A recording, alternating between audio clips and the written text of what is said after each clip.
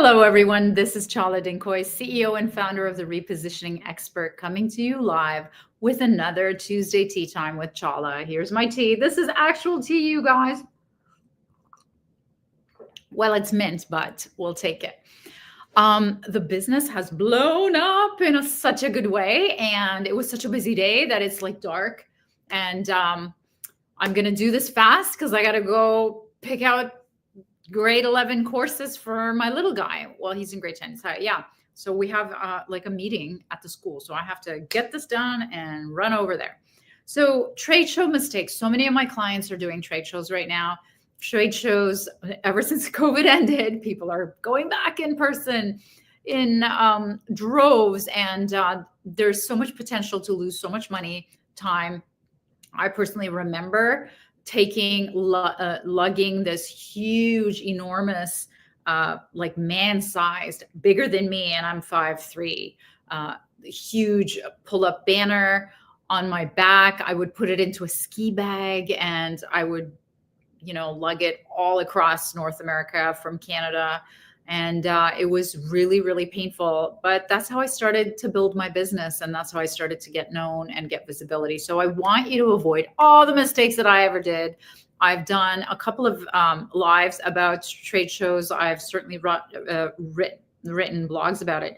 But I just put everything together into one concise little pill so that you can take it and never make the mistakes that I did. And so here we go. Here are the trade show mistakes. Not having a show strategy. And I've said this before, I'll say it again, having tchotchkes or a pen on your giveaway table at your booth is not a strategy. That is not a strategy. Having a prize is not a strategy. What is a strategy is knowing who to be in front of, where to go, what to say, what to do, and how to use the show to effectively intercept the people that you're trying to influence and to get them into a meeting. The only reason you're going to a trade show is to get into sales meetings. That's all it is. So that's your strategy, and how you formulate that has a lot to do with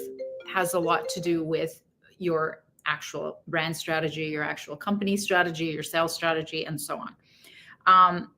Number two, biggest mistake is the wrong show. At least 70% of the people who are in that show should be, or who are the attendees and the audience in that show should be, your actual buyers or influencers of your buyers. So where should that be in a B2B business world? First of all, if it's someone so executive that they would never be at a trade show, then you shouldn't be there. If it's somebody who is going to influence that person and that's their trade show, that's their industry trade show, then you should be there.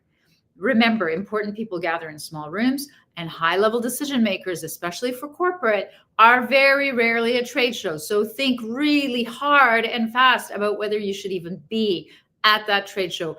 Are the people there going to be your target? So no show is better than wrong show, is what I always say. Number three is a dead show. My God, have I done my share of dead shows, because I didn't check the last year's attendance. I didn't talk to last year's sponsors, attendees, and the last exhibitors. So look at their marketing this year. Is there anything different than what was happening last year? Look at who's attending and look at their social media groups. Like, are they building up the momentum for this show? Is there enough buzz about the show? And who are the sponsors in the show? So make sure it's not a dead show, because I have been to my share. You are committed. You spend time and money going to these things, and you just stand around with nobody walking around. It's been known to happen. It's really, really bad. Number four is wrong use of the show. The trade show is not just to show yourself. It's not just to show up and throw up. It's not just to meet people. It's to get sales meetings. Now, how do you do that? One, your pre-marketing, which I'm going to talk about, actually book sales calls at the trade show for you, potentially at your booth or nearby. You need to have, so the only reason, the only right use of the show is sales appointments. Now, you can use the booth to actually engage people to then book with you, but I prefer a mix of pre-appointments at the show, at the booth, while somebody else is talking about the company to the people that are dropping by, and they're making appointments for you. But it's all during the show. There is a huge buying energy during the show. Even if it's corporate sales, even if on average there's 7 people on average who are buying for whatever it is that you sell, if one of them is going to be at the show, or if 70% of the concentration of the show are these buyers, then go for it. But you need to have pre-appointments, new sales conversations, and you need to be closing the sale to the next meeting, even if it's a huge buying committee. So no show up and throw up. And I even had clients in the past who would argue with me. They were going to actually create a lounge for people to just lay around. And I thought this was the worst idea, because why would you want to provide a space to clutter your conversations with actual people who could buy from you? Your booth should only be for people who are interested in buying from you, to either demonstrate your product, to demonstrate your service, to do some sort of assessment with them. And I'll get into some of the ideas of how I've used the trade show space to be able to do that. Okay. So the number 5 mistake for trade shows is no pre-show marketing. So 80% of exhibitors use less than 5% of their budget on pre-marketing, which is a huge mistake. So, but 82%, if they do use it, this 5%, or the 5%, people who spend the 5% of their budget, 82% see a lift in booth traffic, and they see a 32%, almost a third, higher sales when they do pre-marketing. So what are some of the pre-marketing? The pre-marketing stuff is emails, physical mails, invitations, calls, direct ads, any kind of marketing that you can do to intercept the people that you think are going to be there, and to try to get them to visit your booth by giving them incentives, inviting them to a contest, giving away valuable stuff at your booth, and telling them that you are going to give them valuable stuff. And I'm not talking tchotchkes and gifts, but these are, trend reports, white papers, tip sheets, infographics. It could be a 2-part promotional gift that has something to do with what you're selling. Okay.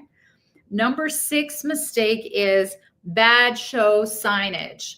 I am not a huge fan of these narrow pull-up signs. Now they have huge wraps that actually break down, and you could put into a little bit of luggage, but it actually prints and wraps all behind the back, which is frames like a backdrop for what you're doing.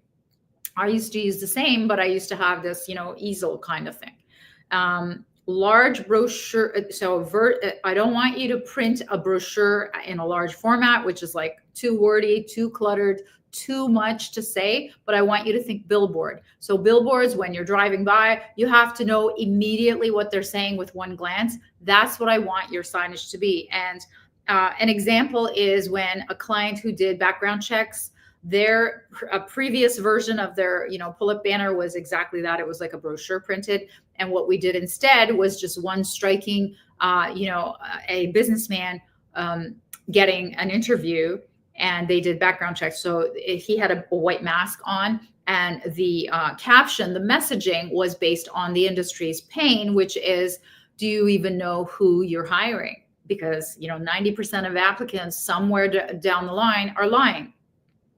So I don't want the copy to be too small, too wordy, and it needs to be a pain point that you're specialized in solving of the industry at which you're attending the trade show.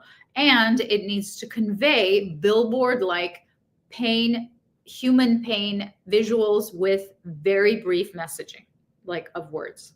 Okay. Number 7 mistake, trade show mistake, is bad show follow-up. Only 15% follow up on leads at a trade show. And so the biggest secret that I can tell you is make the appointment there. Let them book the appointment there when you're there. Get into their calendar, have a sign-up sheet with times and dates, and make sure that you're into their calendar so you never have to follow up. If you don't have the bandwidth and the time to do that, have a draw where they take a card and you take their card and you give them something for the draw. Okay. So make appointments at the booth, at the show, if possible. But if not, then make the appointments at the booth, at the show, for after the show. So clients don't close themselves just by seeing your booth. You need to make appointments with them.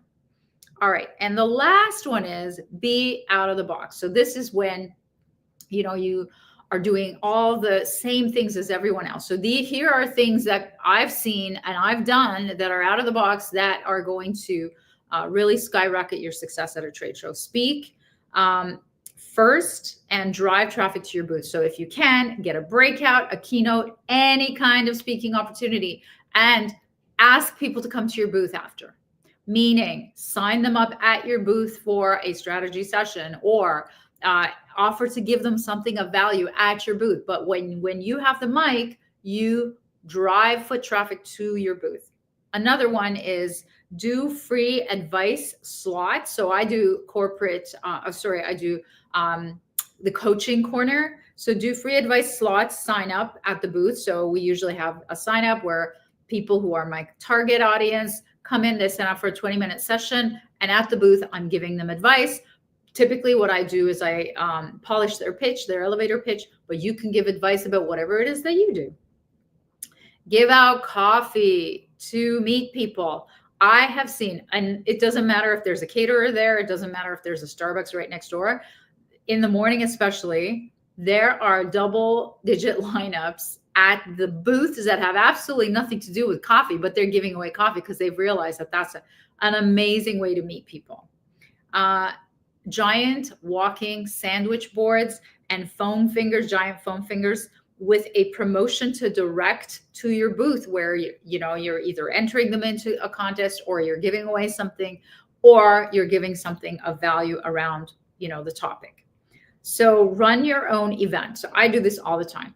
I'm going to do it again in June at the I think it's in New Orleans, the WeBank conference. So before every conference or trade show, I run an executive roundtable. You can host a cocktail party. You can host a product launch. You can host a product demo. I've had my clients do all of them. Just take advantage of the fact that so many people are gathering together for that trade show, and do your own thing.